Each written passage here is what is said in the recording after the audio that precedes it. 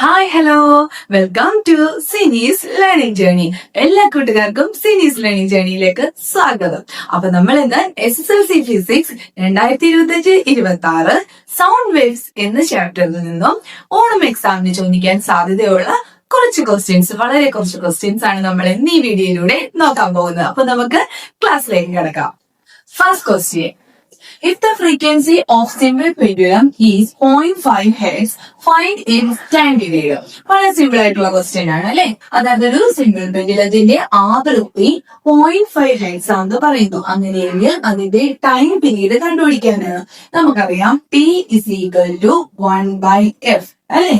അപ്പോ 1/f എത്രയാണ്? 0.5 Hz. ഈ ഡെസിമൽ താഴത്തെ ഡെസിമൽ മാറ്റാൻ വേണ്ടി താഴെ 10 കൊണ്ട് ഇൻഡ് ചെയ്യും. അതേ സംഖ്യ കൊണ്ട് തന്നെ മുകളിൽ ഇൻഡ് ചെയ്യണം അല്ലെ. അപ്പൊ എന്ത് കിട്ടും?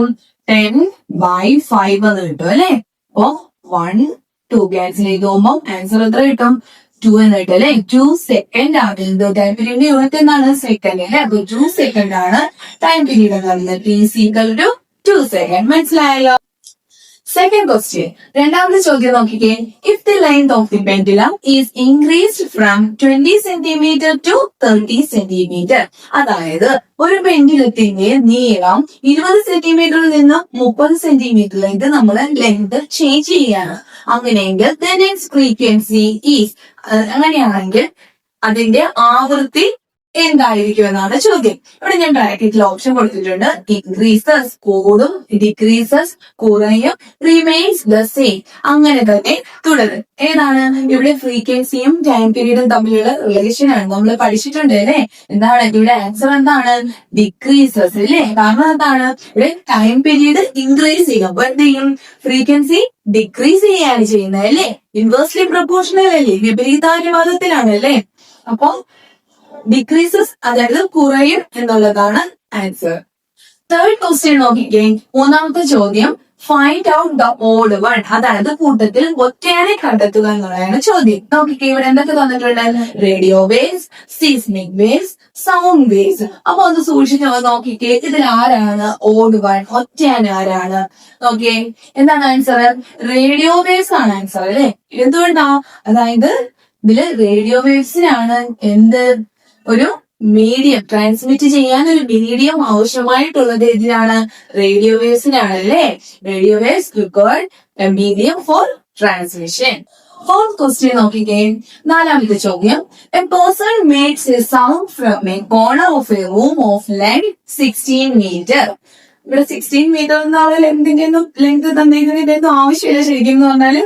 ഇതിപ്പോ ഒന്ന് നമ്മളെ കൺഫ്യൂസ് ചെയ്യിപ്പിക്കാൻ വേണ്ടിയാണ്. ഓക്കെ, ഇപ്പൊ നോക്കിക്കേ, 16 metre. What will be the sense of sound hearing in his ear. അതായത് 16 മീറ്റർ നീളമുള്ള ഒരു റൂമിന്റെ, അതായത് 16 മീറ്റർ നീളമുള്ള ഒരു റൂമിന്റെ മൂലയിൽ നിന്നും ഒരാള് ഒരു സൗണ്ട് ഉണ്ടാക്കും. അതേ ശബ്ദം കേൾക്കുന്ന അയാളുടെ സെൻസ് അതെന്തായിരിക്കും എന്നാണ് ചോദിക്കുന്നത്. എന്താണ് നമ്മൾ പഠിച്ചിട്ടുള്ളത്? എന്താണ്? റിവർബറേഷൻ അഥവാ അനുരണനം അല്ലെ. റിവർബറേഷൻ അഥവാ അനുരണനം. മനസ്സിലായോ? ഫിഫ്ത് ക്വസ്റ്റ്യൻ നോക്കിക്കേ. അഞ്ചാമത്തെ ചോദ്യം, in which of the following does A human being cannot here. ഈ തന്നിരിക്കുന്നവയിൽ ഒരു മനുഷ്യന് ശ്രവണ സാധ്യമല്ലാത്ത ഹെഡ്സ്, ആവൃത്തിയിലുള്ള ശബ്ദം ഏതാണെന്നാണ് ചോദിച്ചിരിക്കുന്നത്. ഇവിടെ നോക്കി, 30 hertz, 300 hertz, 3000 hertz, 300 kilo hertz ആണ് കേട്ടോ. അപ്പൊ ഇങ്ങനെ നമ്മൾ മുമ്പ് പഠിച്ചിട്ടുണ്ട് ലിമിറ്റ്സ് ഓഫ് ഓഡിബിലിറ്റി അഥവാ ശ്രവണ പരിധി അല്ലെ. എത്ര മുതൽ എത്ര വരെ? 20 ഹെഡ്സ് മുതൽ 20,000 ഹെഡ്സ് വരെയുള്ള ശബ്ദങ്ങൾ മാത്രമേ ഒരു മനുഷ്യന് കേൾക്കാൻ പറ്റത്തോളൂ അല്ലെ. അപ്പം 30 ഹെഡ്സ് അതിൽ വരും, 300 ഹെഡ്സ് അതിൽ വരും, 3000 ഹെഡ്സ് അതിൽ വരും. കിലോ ഹെഡ്സ് എന്ന് പറയുമ്പോൾ അതിൽ വരുമോ? ഇല്ല. അപ്പൊ ആൻസർ ഏതാണ്? 300 കിലോ ഹെഡ്സ് എന്ന് പറയുന്നത് ഒരു മനുഷ്യന് ശ്രവണ സാധ്യമായിട്ടുള്ള ശബ്ദമല്ല. ആൻസർ എന്ന് പറയുന്നത് 300 കിലോ ഹെഡ്സ് എന്നുള്ളതാണ്. മനസ്സിലായോ? സിക്സ് ക്വസ്റ്റ്യൻ നോക്കിയ ആറാമത്തെ ചോദ്യം, tuning fork of frequency 256 hertz is excited and its ടെംപ് is press on a table. ഇവിടെ സന്ദർഭം എന്താണ് പറയുന്നത്? അതായത് ഒരു 256 ഹെഡ്സ് ആവൃത്തിയുള്ള ഒരു ട്യൂണിംഗ് ഫോർക്ക് ഉത്തേജിപ്പിച്ച് അതിന്റെ സ്റ്റെമ്മ് ഒരു മേശമേൽ പ്രസ് ചെയ്ത് വെക്കുന്നു. അതാണ് സന്ദർഭം.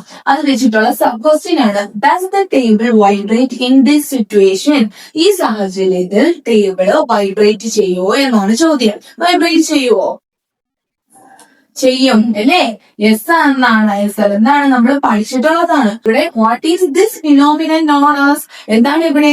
ഫോഴ്സ്ഡ് വൈബ്രേഷൻ അല്ലേ? ഫോഴ്സ്ഡ് വൈബ്രേഷൻ അഥവാ പ്രണോദിത കമ്പനം അല്ലേ? ഫോഴ്സ്ഡ് വൈബ്രേഷൻ അഥവാ പ്രണോദിത കമ്പനം.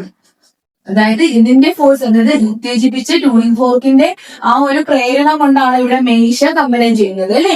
അപ്പൊ അതെന്താണ്? ഫോഴ്സ്ഡ് വൈബ്രേഷൻ അഥവാ പ്രണോദിത കമ്പനം. 7th ക്വസ്റ്റ്യൻ നോക്കിക്കേ. A sound wave travels through air with a speed of 350 metre per second if its frequency is 70 hertz. അതായത് ഒരു ശബ്ദ തരംഗം അല്ലെ, അതായത് ഒരു സൗണ്ട് വേവ് എയറിലൂടെ, വായുവിലൂടെ 350 മീറ്റർ പെർ സെക്കൻഡ് വേഗതയിൽ സഞ്ചരിക്കുകയാണെന്നാണ് പറയുന്നത്. If its frequency is 70 hertz, അതിന്റെ ആവൃത്തി എന്ന് പറയുന്നത് 70 ഹെർട്സ് ആണ്. അങ്ങനെയെങ്കിൽ what will be the distance between 2 consecutive compressions of this wave? അങ്ങനെയാണെങ്കിൽ ഈ വേവിന്റെ 2 കോൺസിക്യൂട്ടീവ് കംപ്രഷൻസ് തമ്മിലുള്ള, അടുത്തടുത്ത 2 കംപ്രഷൻസ് തമ്മിലുള്ള ദൂരം എത്രയെന്നാണ് ചോദിക്കുന്നത്. ഇവിടെ ഈ കംപ്രഷൻസും റേഫ്രാക്ഷൻസും, ഉച്ചമർദ്ദ മേഖലയും നീചമർദ്ദ മേഖലയും ഉണ്ടാകുന്നത് എവിടെയാ? ലോഞ്ചിറ്റ്യൂഡിനൽ വേവിലാണ് അല്ലെ? അങ്ങനെയാകുമ്പോ ഇവിടെ അതവിടെ നിൽക്കട്ടെ. ഇവിടെ കംപ്രഷൻസ് എന്നാണ് പറയുന്നത് അല്ലെ? അങ്ങനെയാണെങ്കിൽ നമുക്കിവിടെ ഈ കോൺസിക്യൂട്ടീവ് അടുത്തടുത്ത കംപ്രഷൻസിന്റെ ഡിസ്റ്റൻസ് എന്ന് പറയുമ്പോൾ എന്താണ് ഉദ്ദേശിക്കുന്നത്? അവിടെ തരംഗദൈർഘ്യമാണ് അല്ലെ? ലാംഡയാണ് ഉദ്ദേശിക്കുന്നത്. ലാംഡ കാണാനുള്ള ഇക്വേഷൻ എന്താണ്? V/F അല്ലെ? ഇവിടെ V സ്പീഡ് ഓഫ് വേവ് അഥവാ ശബ്ദ വേഗത എന്ന് പറയുന്നത് എത്രയാണ്? 350 മീറ്റർ പെർ സെക്കൻഡ് അല്ലെ? ബൈ ആവൃത്തി എന്ന് പറയുന്നത് എത്രയാണ്? 70 ഹെർട്സ്. 0യും ഈ 0യും ക്യാൻസൽ. ആൻസർ എത്ര കിട്ടും? 5 അല്ലെ? യൂണിറ്റ് എന്താണ്? മീറ്റർ. ഡിസ്റ്റൻസ് അല്ലേ ചോദിച്ചിരിക്കുന്നത്. അപ്പൊ 5 മീറ്റർ. ഇതിന്റെ സബ് ക്വസ്റ്റ്യൻ നോക്കിക്കേ. Is the sound wave is transverse or longitudinal? അതായത് ഈ ശബ്ദ തരംഗം അനുപ്രസ്ഥ തരംഗമാണോ അതോ അനുദൈർഘ്യ തരംഗമാണോ എന്നത്. എന്താണ് ഇവിടെ? ഉച്ചമർദ്ദ മേഖലയും നീചമർദ്ദ മേഖലയും ഉണ്ടാവുന്നത് ഇവിടെ ഞാൻ നേരത്തെ പറഞ്ഞല്ലേ? ലോഞ്ചിറ്റ്യൂഡിനൽ വേവ് ആണിത് അല്ലെ? അതായത് അനുദൈർഘ്യ തരംഗമാണ് അല്ലെ? അനുദൈർഘ്യ തരംഗം. മനസ്സിലായല്ലോ അല്ലെ? 8th ക്വസ്റ്റ്യൻ നോക്കിക്കേ. 8ാമത്തെ ചോദ്യം, ലാസ്റ്റ് ക്വസ്റ്റ്യൻ ആണ് കേട്ടോ. What should be the maximum distance between the source and the reflecting surface to hear the echo in water? അതായത് ജലത്തില് പ്രതിധ്വനി കേൾക്കാനായിട്ട് പ്രതിഫലന പ്രതലവും ഉറവിടവും തമ്മിൽ പരമാവധി എത്ര ദൂരമായിരിക്കണം എന്നാണ് ചോദിച്ചിരിക്കുന്നത്. The speed of the sound in water is equal to 1480 metre per second. അതായത് ജലത്തിലെ സൗണ്ടിന്റെ, ശബ്ദത്തിന്റെ വേഗത എന്ന് പറയുന്നത് 1480 മീറ്റർ പെർ സെക്കൻഡ് എന്ന് ഇവിടെ തന്നിട്ടുണ്ട്. നമുക്ക് ഇതുമായിട്ട് റിലേറ്റ് ചെയ്തിട്ടുള്ള ഒരു equation അറിയാലേ? B is equal to 2D/T അല്ലെ? ഇതിൽ നിന്ന് നമുക്ക് ഡിസ്റ്റൻസ് ആണ് കാണുന്നത്. അപ്പൊ D is equal to V into G/2. ഇതിലേക്ക് നമുക്ക് സബ്സ്റ്റിറ്റ്യൂട്ട് ചെയ്ത് എടുത്താൽ പോലെ is equal to V എന്ന് പറയുന്നത് എത്രയാണ്? 1480. ടൈം 1 ആയിട്ട് എടുക്കണം അല്ലേ? /2. എത്ര കിട്ടും? 740 എന്ന് കിട്ടും അല്ലേ? 740 മീറ്റർ. ഈ ഇത്രയും ക്വസ്റ്റ്യൻസും നിങ്ങൾക്ക് എല്ലാവർക്കും ചെയ്യാൻ കഴിയുന്നുണ്ടല്ലോ അല്ലെ? ചെയ്യാൻ കഴിയണം കേട്ടോ. ഇക്വേഷൻസ് ഒക്കെ നോക്കി വെക്കുക. ഫുൾ ചാപ്റ്റർ നല്ലതുപോലെ റീഡ് ചെയ്യുക. പിന്നെ ഞാൻ ഒരുവിധം ഇതിൽ നിന്ന് വരാൻ സാധ്യത എല്ലാ ഏരിയയും കവർ ചെയ്ത ഒരുവിധം എല്ലാ ക്വസ്റ്റ്യനും കൂടെ നമുക്കിപ്പോ തരാൻ പറ്റില്ലല്ലോ. എന്നാലും എല്ലാ ഏരിയയിലും മാക്സിമം തരാൻ പറ്റുന്ന ക്വസ്റ്റ്യൻസ് ഞാൻ തന്നിട്ടുണ്ടെന്നാണ് ഞാൻ വിചാരിക്കുന്നത്. അപ്പൊ എന്റെ ചാനൽ നിങ്ങൾക്ക് യൂസ്ഫുൾ ആവുന്നെന്ന് തോന്നുന്നുണ്ടെങ്കിൽ തീർച്ചയായും എന്റെ ചാനൽ ലൈക്ക് ചെയ്യാനും ഷെയർ ചെയ്യാനും സബ്സ്ക്രൈബ് ചെയ്യാനും മറക്കരുത്. നിങ്ങൾക്ക് എന്തെങ്കിലും ഡൗട്ട് ഉണ്ടെങ്കിൽ കമന്റ് സെക്ഷനിൽ ചോദിക്കുക കേട്ടോ.